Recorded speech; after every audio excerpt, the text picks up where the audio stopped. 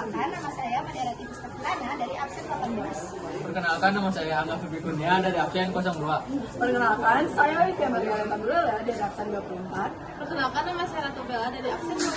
Kali ini kami akan membahas tentang protista dan plantae. Protista merupakan salah satu dari makinom yang ada pada saat ini. Protista berasal dari bahasa Yunani yang berarti pertama. Protista merupakan eukariot pertama yang ada di dunia pada saat ini dan tergolong juga eukariot pertama dan tertua yang ada di dunia. Selanjutnya, ciri-ciri protista. Yang pertama, sudah bersifat uniseluler dan multiseluler. Yang kedua, sudah bersel eukariotik. Yang ketiga, hidup bebas atau disebut juga parasit. Dan yang terakhir itu hidup di tempat yang lembab. Selanjutnya ada klasifikasi protista, ada 3. Yang pertama ada protista mirip hewan atau protozoa, yang kedua ada protista mirip tumbuhan, dan yang ketiga ada protista mirip jamur.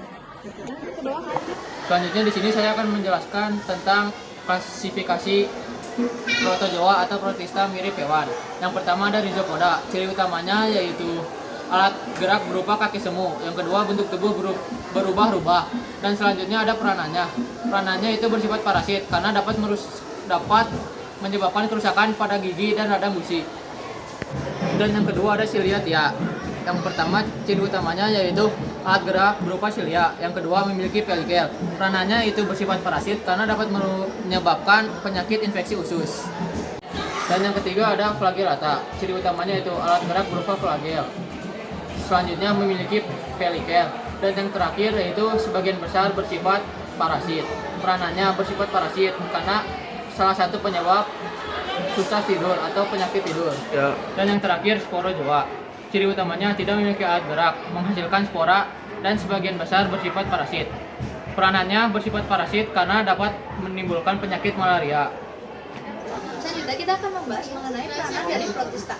Peranan protista mirip tumbuhan ini sangat menguntungkan karena bisa digunakan dibuat sebagai makanan dan juga minuman dan juga sebagai bahan-bahan industri. Selanjutnya kita akan membahas mengenai klasifikasi dari protista.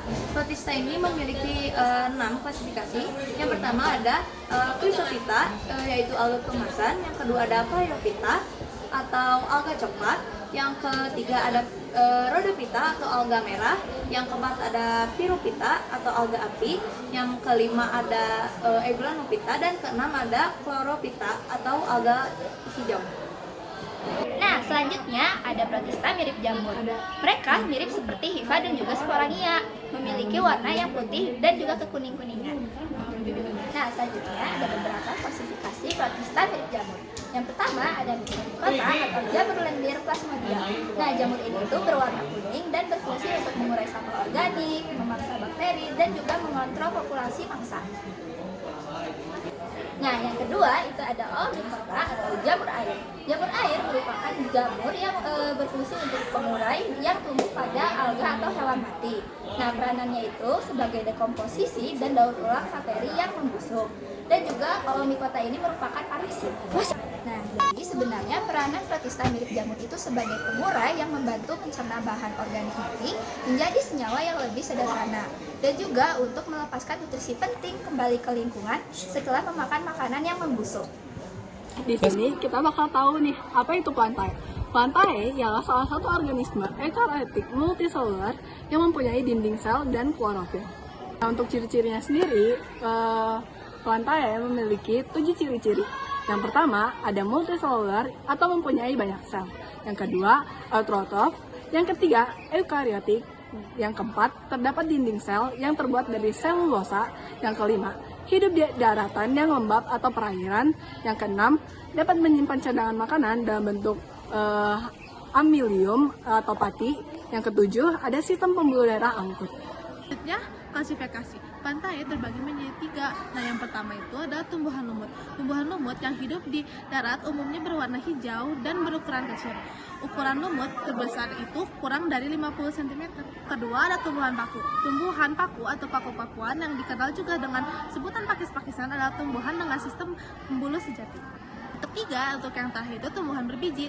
Tumbuhan berbiji adalah kelompok tumbuhan yang memiliki ciri khas biji sebagai bagian yang berasal dari bakal biji. Di dalamnya terkandung calon individu baru, yaitu lembaga. Nah, dari klasifikasi yang tadi ada yang pertama yaitu ada lumut. Lumut terbagi menjadi 3. Yang pertama ada lumut hati, lumut tanduk, dan juga lumut daun. Lumut hati sendiri berperan sebagai tumbuhan obat tradisional. Yang kedua ada lumut tanduk yang berperan untuk membantu mencegah penyerapan cahaya berlebihan agar tanah tetap lembab dan juga subur. Yang ketiga ada lumut daun yang berperan untuk pembalut medis pengganti kapas. Nah, yang kedua yaitu tumbuhan paku. Nah, tumbuhan paku ini terbagi menjadi 4. Yang pertama ada paku purba, paku kawat, paku ekor kuda, dan paku sejati.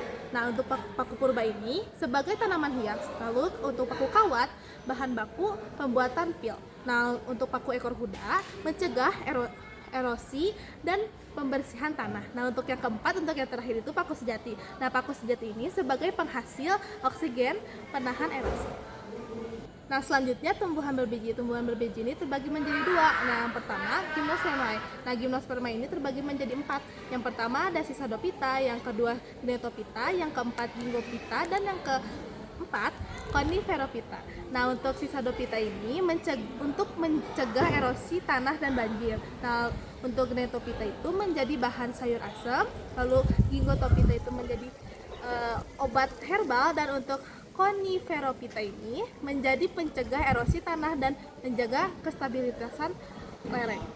Nah, yang kedua ada Angiospermae. Angiospermae sendiri terbagi menjadi 2, ada dikotil dan juga monokotil.